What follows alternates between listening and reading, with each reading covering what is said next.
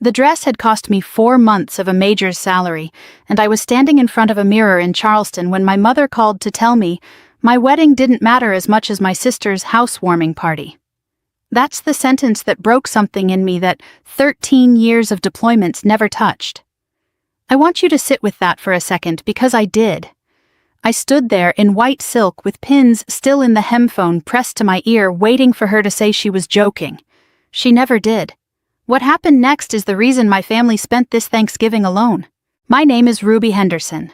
I'm 32 years old, a major in the United States Army, and until that phone call, I thought I understood exactly where I stood in my family. I was wrong, and it took a wedding dress fitting to prove it. I remember the sound in the boutique that afternoon, steamers hissing, the seamstress humming something under her breath, my best friend Dana scrolling through seating charts on her phone in the chair behind me. Everything about that day was supposed to be small and golden, 6 weeks out from the wedding.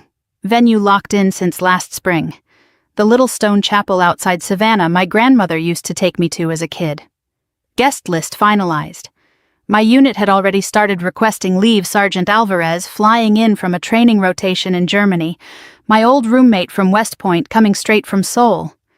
People had rearranged their lives around one Saturday in October. So when my phone buzzed and I saw Mom on the screen, I actually smiled. I thought she wanted to talk flowers or ask if Aunt Carol's dietary restrictions had been sorted out. I stepped into the little side room they use for alterations and answered with the kind of ease you only have right before your whole world tilts. "Hey, Mom." "Ruby, honey, I need you to move the wedding." I actually laughed. I thought it was one of her jokes, the kind she makes when she's trying to be funny and it lands wrong. But her voice didn't have any air in it. It was flat, decided, already finished with the conversation before it started. She told me Emily had just closed on her first house, that the housewarming party had been set for the exact same weekend as my wedding. That family couldn't split itself in 2 directions, and since my wedding could always be moved, but a housewarming only happens once the solution was obvious, to her anyway. I stood there holding the phone, feeling the dress pins press into my ribs, and for a second I genuinely could not find words. I reminded her gently at first that the date had been set for over a year, that people had booked flights, that the deposits were non-refundable, that this wasn't a dinner reservation, it was my wedding. She didn't hesitate. "You're the oldest, Ruby. You should understand." I want to explain something about that sentence, because if you didn't grow up in a house like mine, it might not land the way it landed on me. "You're the oldest, you should understand," had been the answer to everything my whole life. It was the answer when Emily got the car for her 16th birthday and I got a bus pass. It was the answer when my scholarship banquet got skipped because Emily had a dance recital. It was the answer on the day I graduated from the military academy, the single proudest morning of my life, up to that point when my mother sat in a folding chair at a regional dance competition instead of in the stands, watching her daughter commission as an officer. I had absorbed all of that. I had swallowed every one of those moments and told myself that's just how families work. Somebody has to bend, and I was strong enough to be the one who bent. I told myself it wasn't about being loved less. It was about being needed more, being capable, being the one who didn't require managing. But standing in that fitting room in my wedding dress, something in my chest didn't bend. It cracked straight through. I hung up without raising my voice. I didn't cry, though Dana told me later my face had gone the color of the dress. I walked back out to the mirror and looked at myself for a long moment. The woman who'd led convoys through worse than this, who'd stayed calm under fire literally and figuratively for over a decade, and who had just been told one more time that her life was the flexible one. That night, I didn't sleep. I sat at the kitchen table with my laptop open and the wedding invitation list glowing on the screen, 63 names, half of them family. I didn't do anything yet. I just sat there staring at my mother's name on that list and felt something shift into place that had been loose for 32 years. I want to be honest with you. I didn't know yet what I was going to do. I only knew I wasn't going to ask permission to feel what I was feeling, not this time. For the first time in my life, I let myself sit in the anger instead of talking myself out of it. And somewhere in that quiet kitchen at almost 1 a.m, I made a decision that would change everything, not just for my wedding, but for what was left of my relationship with the people who raised me. I didn't tell Ethan what happened until almost midnight. He'd been at the office late finishing up drawings for a client, and when he walked through the door and saw me still sitting at that kitchen table in the dark laptop glowing wedding list still open, he knew before I said a word. He didn't ask what was wrong right away. He just pulled out the chair next to me, sat down, and waited. That's who Ethan is. He's an architect by trade, but he's a builder in every sense, patient with foundations, careful about what he puts weight on. He let the silence sit there until I was ready to fill it. When I finally told him what my mother said, I watched something change in his face. Not anger, exactly. Something quieter and more solid than anger. He didn't say my mother was wrong, even though he clearly thought so. He didn't tell me what to do. He just reached over, closed my laptop halfway, and said the sentence that ended up rewiring something in me. If you keep choosing people who never choose you, they'll never stop asking. I sat with that for a long time after he went to bed. I stayed at the table until nearly 3 a.m, running back through years of my life like I was reviewing an after-action report. Every birthday I'd quietly moved because it landed too close to Emily's. Every holiday I'd hosted, cooked for, cleaned up after, while somehow still being the one apologizing for taking up space. Every time I'd wired money home without being asked twice, the roof repair 2 winters ago, Dad's dental work the time I covered 3 months of Emily's rent after she quit a job on a whim and called it finding herself. Nobody had ever asked how I found the money. Nobody had ever asked if I was okay. It had just become the water we all swam in. Ruby handles it, Ruby always handles it. By sunrise, I wasn't crying anymore. I was calm in a way that scared me a little, the same calm I get right before a difficult mission briefing when the nerves burn off, and all that's left is clarity. I called the printer, first the small shop downtown that had been handling our invitations and programs. I asked them to pull the guest list. Then one by one I went through it and removed every single Henderson. My mother, my father, my sister, Aunt Carol, Uncle Pete, cousins I'd grown up with at every 4th of July cookout. Every name that shared blood with me came off that list before 8 a.m. I didn't do it out of spite, not really. I did it because I finally understood something. If my wedding wasn't important enough for them to protect, then it wasn't going to be a place where they got to show up and pretend otherwise. I sent one email. No shouting, no bullet-pointed grievances, no 12 years of receipts. Just one line sent to the whole family thread at once. Since my wedding isn't important enough to attend, you won't need to attend it. Then I did something I had never done in my entire adult life. I blocked my mother's number. I blocked Emily's. I muted the family group chat and logged out of the social media accounts where I knew the fallout would start landing within hours. I wanted quiet. I wanted for once to not be reachable. Word got around my unit fast, the way it always does. Dana told a few people, and by that afternoon I had 3 separate friends from my company asking if there was anything they could help coordinate. Sergeant Alvarez, who'd already booked her flight from Germany, texted asking if she should still come. I told her yes. I told all of them yes. If my family wasn't going to show up for me, I was going to make sure the people who actually did wouldn't feel that absence for 1 second. There's a particular kind of peace that comes after you stop waiting for people to change. I felt it that whole day, moving through my apartment, doing ordinary things, laundry dishes, answering emails about seating charts that no longer needed my mother's opinion, and realizing my shoulders had dropped an inch. I hadn't known how much weight I'd been carrying until it was gone. Meanwhile, on the other side of that silence, I knew exactly what was happening even without checking my phone. I could picture it perfectly. My mother, indignant, telling anyone who'd listen that I was overreacting. Emily probably rolling her eyes, telling her friends, "She always comes around." That's the story they told themselves about me for 32 years, that I was dependable to the point of being predictable, that my boundaries were negotiable if you just waited long enough. They had no idea this time was different. They had no idea the woman who used to fold under a single guilt-laden phone call had spent over a decade learning how to hold a line under actual fire. And that skill doesn't disappear just because the enemy is your own mother. A week later, the canceled invitation arrived back at my parents' house in the mail, the one I'd had reprinted without their names sent as a formality more than anything, just so there was no ambiguity left. I imagined my mother opening that envelope on her front porch, seeing her own name missing from a list she'd been on her entire life. I didn't feel guilty. I felt for the first time in longer than I could remember like my own life belonged to me.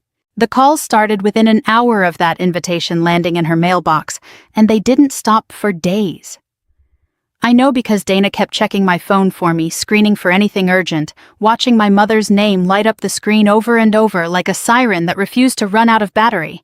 I never picked up. I didn't need to hear it to know exactly what she'd say. My father tried a different approach. He's never been a man of many words, the kind of quiet you learn to read like weather where you can tell a storm's coming by, how still everything gets first. He sent one text, the only one I let myself read before I put my phone away again. "Don't make this into a family war." I remember staring at that sentence for a long time. Don't make this into a war, as if I was the one who'd fired the first shot, as if uninviting the people who'd already uninvited me from a lifetime of being prioritized was somehow the aggressive act in this story. That's the thing about families like mine. The person who finally says enough is always cast as the villain no matter how many years the actual damage took to accumulate. Emily predictably took her grievance public. She posted something vague on Facebook, the kind of post designed to invite sympathy without naming names, though everyone who knew us understood exactly who she meant. Something about family being about sacrifice, about how some people only think about themselves. The comments filled up fast. Cousins I hadn't spoken to in years chimed in with heart emojis and sending love messages aimed at her, not me. A few of my aunts private messaged me directly, gently suggesting I was being harsh, that Emily didn't mean any harm, that I should think about how this would look years from now. I didn't respond to any of it. Not because I didn't have things to say, believe me, I had a decade's worth of things to say, but because I'd learned something valuable during my years in uniform. You don't win an argument with people who've already decided who the villain is. You just let your actions speak clearly enough that eventually the truth catches up to the noise. Back on base life didn't stop for any of this. We were 3 weeks out from a training rotation, and my days were full of briefings, equipment checks, coordinating logistics for 24 soldiers who depended on me to have my head clear. I threw myself into the work the way I always had, using the structure of it like a spine to hold everything else upright. One afternoon, going over supply manifests with Staff Sergeant Torres. She looked up from her clipboard out of nowhere and asked, "Doesn't your family know what they're losing?" I laughed, but it wasn't really a laugh. It was more like air escaping something that had been held too tight for too long. "They don't think they're losing anything," I told her. "They think I'll come around. I always have." She didn't say anything else, just nodded slowly the way people do when they've clocked something true and decided not to push on it. That night, lying awake, I let myself really total up the years for the first time. Not in anger, just in honest accounting, the way you'd review a budget. The roof repair after the ice storm, $4,000 wired without hesitation. No one ever asked how I'd saved that fast on an officer's salary. My father's dental surgery covered quietly so my mother wouldn't have to worry Emily with money talk during her college years. The rent I covered for 3 straight months when Emily walked out on a job she called soul-crushing and needed time to find her footing. Nobody in that house had ever once asked if I was doing okay financially, emotionally, or otherwise. It had simply been assumed. Ruby handles it. Ruby always handles it. So I stopped. I logged into the account I used for the automatic transfer that had been quietly covering part of my parents' mortgage supplement for the last 2 years. Something I'd started after my father's hours got cut at the plant. Something I'd never once mentioned to anyone in the family, because I didn't do it for credit. I canceled it. No warning, no explanation, no dramatic announcement. I simply let the transfer stop the way you'd stop paying for a subscription you no longer used. I imagine it took them a few weeks to notice the way you don't notice a support beam until the house starts to creak. But I knew it was coming. I knew the quiet erosion of not having me in the background anymore was going to show up in 100 small ways they hadn't planned for. Still, from everything filtering back to me through cousins and old family friends, the general mood in that house remained the same. She'll come around, she always does. Give her a few weeks. Emily reportedly told a friend at brunch that I was being dramatic, that this was just Ruby's thing right now. They had no framework for a version of me that didn't bend.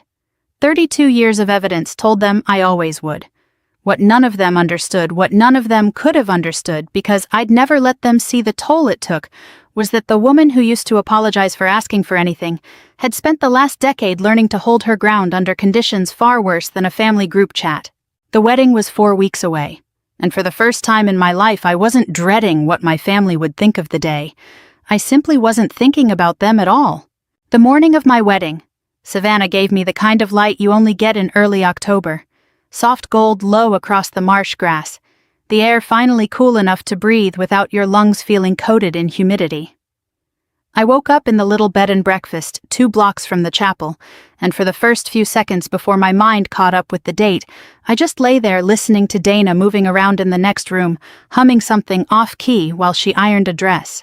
There's a stillness that settles over you on the morning of the biggest day of your life, a kind of clarity that strips away everything unnecessary. I remember thinking lying there that I felt lighter than I had in years, not because my family wasn't coming, because for the first time their absence wasn't a wound, it was just a fact the way weather is a fact. Across town I later learned my family was getting ready too. My mother had picked out a dress weeks earlier, something in soft blue, the kind of color she always wore to events where she wanted to be noticed, without looking like she was trying. My father had ironed his one good suit. Emily had done her hair. They climbed into the car assuming the way you assume the sun will rise, that a Henderson family seat would be waiting for them. What they didn't know, what I hadn't told a single one of them because I no longer owed them the courtesy of advance warning, was that there was no QR code with their names on it, no confirmation in the system, no place cards. My wedding coordinator had a final list finalized 3 weeks earlier, and it simply didn't include the people who shared my last name. My mother called the chapel from the car. No answer, the staff were already inside preparing for the ceremony, phones silenced. So they drove anyway, the way you drive towards something you've never once imagined being denied. I wasn't there for what happened next, but Dana was standing near the entrance when they arrived, and she told me everything afterward, careful and quiet, like she was handing me something fragile. The ceremony had already begun. String quartet halfway through the processional. Guests seated, candles lit down both sides of the aisle. And there at the door, a soft-spoken young coordinator in a black blazer, clipboard in hand, telling my mother as gently as such news can be told, "I'm sorry, ma'am, you're not on today's guest list." Emily, from what I heard, didn't take it quietly. She raised her voice, said there had to be some mistake, that this was her sister's wedding, that families don't get turned away. My mother reportedly went very pale and very still, the kind of stillness that comes right before someone understands something they can't undo. My father, Dana said, didn't say anything at all. He just stood there on the church steps in his one good suit, staring through the glass doors at the aisle beyond, at the flowers at the candlelight, at a version of his daughter's biggest day that he was not going to be part of. Inside, I had no idea any of this was happening. I was standing at the back of the chapel, my hand resting on the arm of a man who wasn't my father, Ethan's dad, Robert, a steady kind man who'd asked me weeks earlier, gently without pressure, if I'd want him to walk me down the aisle given everything going on. I'd said yes without hesitation. There was something healing about that walk, about being led forward by someone who had shown up for me consistently in ways small and large since the day I met his son. Through the tall windows near the entrance, unbeknownst to me at the time, my family stood outside watching. Dana told me later that my father's face changed in that moment, not anger, something heavier than anger. She said he looked like a man finally doing the math on a debt he hadn't realized he owed, watching another man walk his daughter down the aisle because he'd spent 32 years choosing silence over standing up for her. The doors were heavy oak, original to the building, over a century old. When the usher pulled them shut after the last guest had entered, the sound apparently echoed down the stone steps outside, final, unhurried, the kind of sound that doesn't invite negotiation. My family stood on those steps for a while, Dana said. Nobody spoke. Nobody suggested driving to the reception because on some level I think they finally understood there wouldn't be a reception for them to attend either. They got back into the car. My mother, according to my aunt, who heard about it secondhand, cried the entire ride home, though, whether it was grief or humiliation, or the first real flicker of understanding, I couldn't say, and I wasn't in a position to ask. Inside the chapel, none of that reached me. I said my vows, looking at Ethan, at his steady eyes, at the small, unshakable smile he'd worn since the moment I walked in.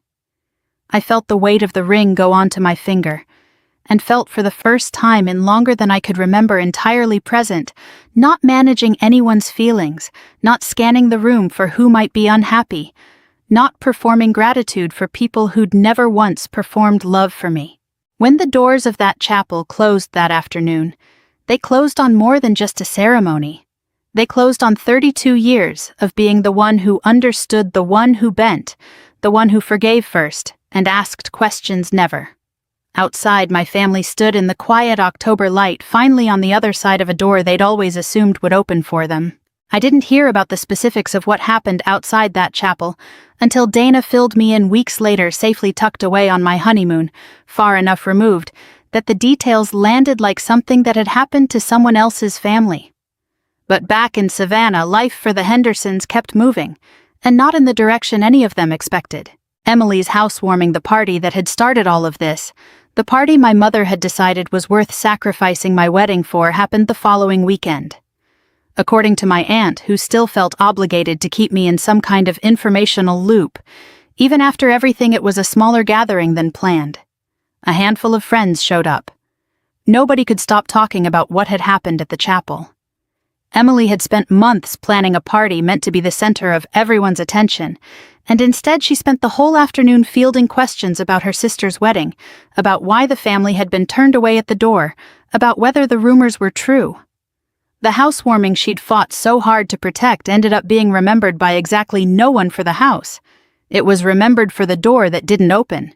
My father told me later, much later in a conversation I'll get to, that he sat in his recliner that whole week, barely speaking. He said something shifted in him, standing on those church steps. Something that had been dormant for 3 decades, finally waking up. He started remembering things out loud to my mother, according to what she eventually admitted to me.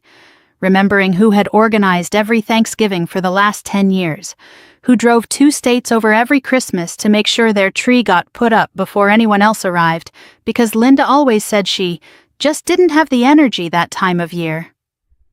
Who called the hospital, coordinated the nurses, and sat in the waiting room the night my father had his gallbladder removed while Emily was at a concert 2 hours away and didn't find out until the next morning. It's a strange thing realizing how much of a family's structure depends on one invisible person holding it together. Nobody notices the beam until the ceiling starts to sag. And it did sag. Within a month, the calls I heard about from other people painted a picture of a household quietly falling apart at the seams. My mother, my aunt said, had started snapping at Emily in ways she never had before. Small things, dishes left in the sink. Plans changed last minute, the kinds of things Emily had always gotten away with because she was the baby of the family.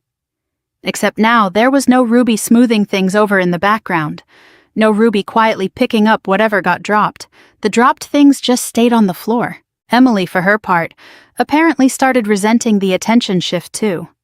She'd spent her whole life comfortable being the center of gravity in that house, but she'd never had to be the only planet. Without me there, absorbing logistics and softening tension, she was suddenly expected to organize things herself, remember things herself, show up for things herself. From what I heard, she wasn't handling that particularly well. My mother, meanwhile, started doing something I don't think she'd done in years. She started questioning herself. My aunt told me carefully, like she wasn't sure she should be the one telling me, that Linda had said almost to herself at a family dinner that had gotten noticeably quieter without me there to fill it. Was I really that unfair to her? Nobody answered. Nobody in that room apparently wanted to be the one to say yes.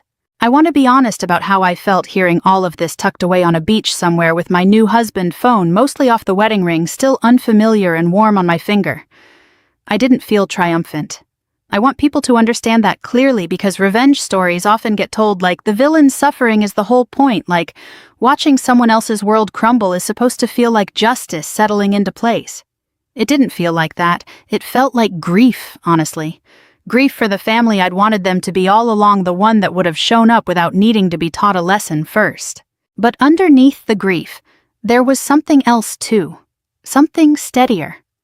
A kind of quiet relief that I no longer had to carry the weight of managing everyone's feelings, that I could sit on a beach in the Caribbean with my husband and simply exist without one part of my brain running a constant background calculation of who needed what from me and when. Ethan noticed the change before I did, actually.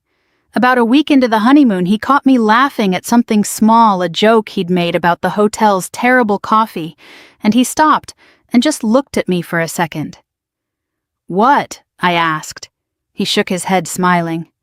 "Nothing. I just haven't seen you laugh like that in a while, like nothing's pulling at you." He was right. Nothing was pulling at me. For the first time since I was maybe 8 years old, there was no invisible thread running from my chest back to that house in Savannah, tugging every time someone there needed rescuing from a consequence of their own making. We came home from the honeymoon to a stack of unread messages. I still hadn't opened an inbox full of names I wasn't ready to see yet. I let it sit for a few more days. I wasn't avoiding them out of anger anymore. I was simply for the first time prioritizing my own peace over their comfort. And it turned out that peace was something I could get used to. 3 weeks after we got home, my mother showed up at my apartment building. I found out because the front desk called up to say there was a woman in the lobby asking for me, refusing to leave, saying she was my mother and needed 5 minutes. I remember standing in my kitchen holding the phone, feeling something twist in my stomach that I hadn't expected, not fear, not even anger, just a strange heavy tiredness, like being asked to run 1 more mile after you'd already told your body the race was over. I told the front desk to let her know I wasn't available. I know how that sounds. I know there's a version of this story where I go downstairs, we hug, she apologizes through tears, and everything softens into something forgivable in a single afternoon. That's the version people want, I think, because it's tidy. But I wasn't ready to hand her that moment. Not yet. Maybe not ever, not entirely. Some doors don't reopen just because someone finally knocks on the right one. She left. I watched from my window as she walked back to her car, and I felt something in my chest ache in a way I hadn't let myself feel in weeks. Grief doesn't disappear just because you've made the right decision. It just changes shape. My father reached out differently. About a week after my mother's visit, a letter arrived in the mail, his handwriting on the envelope, the same handwriting from decades of birthday cards that always felt slightly formal, slightly held back the handwriting of a man who loved carefully rather than loudly. I sat with that letter unopened for 2 days before I finally read it. In it, he wrote something I hadn't expected. He admitted he'd always known your mother favored your sister. He said he'd told himself for years that it wasn't his place to interfere, that keeping the peace mattered more than keeping things fair. He wrote that standing outside that chapel had been the first time in his life he'd truly understood what his silence had cost. Not just me, but him too. The relationship he could have had with me if he'd ever once been willing to be uncomfortable on my behalf. He didn't ask me to forgive him in the letter. He just said he was sorry and that he understood if sorry wasn't enough this time. I read that letter 3 times. I still have it in a drawer in my office. I haven't decided yet what to do with the feelings it stirred up, but I keep it, which I suppose says something on its own. Emily called not long after that. I almost didn't answer, but something made me pick up, maybe curiosity, maybe the small stubborn part of me that still wanted to believe people could change if given the exact right moment to do it in. Her voice was different than I remembered. Smaller. She wasn't performing for an audience the way she usually did, wasn't building toward some clever line for a future retelling. She just cried quietly, the kind of crying that isn't for show because there's no one else in the room to see it. "I didn't know you felt this way," she said over and over, like the repetition might make it truer. I let her finish. I didn't interrupt, didn't soften it early the way I always used to, rushing to make everyone comfortable before they'd even finished sitting in their own discomfort. When she was done, I said the only thing I had left to say, the thing that had been sitting in my chest for months, maybe years, waiting for the right moment to finally leave my mouth. "That's exactly the problem. You never wanted to know." There was a long silence on the line after that. I didn't fill it. I let it sit there between us, heavy and honest, the way silences in that family had never been allowed to sit before, always rushed past, always smoothed over, always somebody's job to fix. Not this time. I want to be clear about something, because I think it matters. I never yelled at any of them through this whole process. I never sent an angry message, never listed grievances in a group chat, never posted anything online explaining my side. I didn't need to. The distance itself did the explaining. Sometimes the quietest response is the one that lands hardest, because it doesn't give the other person anything to argue with. You can't fight silence. You can only sit inside it and finally hear yourself. Emily asked toward the end of the call if there was anything she could do. I told her honestly that I didn't know yet, that some things take longer to rebuild than they took to break, and that I wasn't going to pretend otherwise just to make the phone call end more comfortably for either of us. After we hung up, I sat on my couch for a long time, Ethan's hand resting on my knee, not saying anything, just being there the way he always was. I thought about my father's letter in the drawer. I thought about my mother standing in my lobby, turning around, walking back to her car alone. I thought about Emily's voice, smaller than I'd ever heard it. None of it undid anything. None of it rewired 32 years in a single afternoon. But for the first time, I believed that at least some of them were finally starting to understand what it had actually cost to keep choosing everyone but me. A year passed, the way years do, when you finally stop organizing your life around other people's expectations, quietly, steadily full of small good things that add up to something bigger than any single dramatic moment could. I made lieutenant colonel that spring. The promotion ceremony was small, mostly colleagues and close friends. Ethan standing in the front row in his good suit, beaming in that quiet, steady way of his.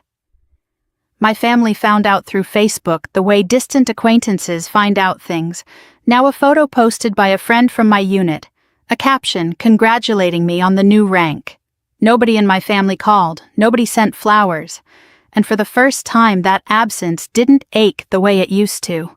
It just was what it was, information passing through a channel that no longer ran directly between us. I want to say something honest here because I think it matters for anyone listening who's lived through something similar. The silence didn't stay painful forever. It just became quiet. There's a difference between those two things that I don't think I understood until I lived inside it long enough. That first Thanksgiving after the wedding I hosted at our new house, Ethan and I had closed on it that summer. A modest place with a wide porch and a kitchen big enough for the kind of gathering I'd always wanted, and never quite gotten to have on my own terms. I filled that table with people who had shown up for me consistently, not because blood obligated them to, but because they wanted to. Dana was there. Sergeant Alvarez flew in again this time for something joyful, instead of a wedding overshadowed by absence. Ethan's parents came early to help me cook, his mother teaching me her stuffing recipe while his father argued cheerfully with Ethan about football in the next room. The house was loud in the best possible way, laughter spilling out of the kitchen, someone's playlist running through old soul records, the smell of turkey and cinnamon filling every room. Across town, I later learned my mother sat down to a much quieter table. My aunt, who still occasionally passed along updates whether I asked for them or not, told me. The dinner that year was small, just my parents and Emily, who'd gone through a difficult divorce that spring, her marriage having buckled under pressures nobody in the family seemed able to name out loud. My aunt said the table felt heavy that day, full of things nobody wanted to say. My mother apparently looked at the empty chairs more than once. I think in a strange way that was the moment the truth finally settled all the way into place for them. Not the wedding, not the months of silence, not even Emily's tearful phone call. It was an ordinary Thanksgiving table, quieter than it should have been, that finally made clear what had actually been lost. It wasn't just me. It was everything I'd always been the one holding together without anyone noticing, the coordination, the traditions, the invisible architecture of a family that only functions when someone's willing to carry the weight of it. I didn't gloat over any of this when I heard about it. I felt something closer to sadness, the kind that doesn't sharpen into anger anymore, just settles into understanding. My father called me a few days after that Thanksgiving, his voice steadier than it had been in the letter, and we talked for almost an hour. Not about apologies this time, just about ordinary things.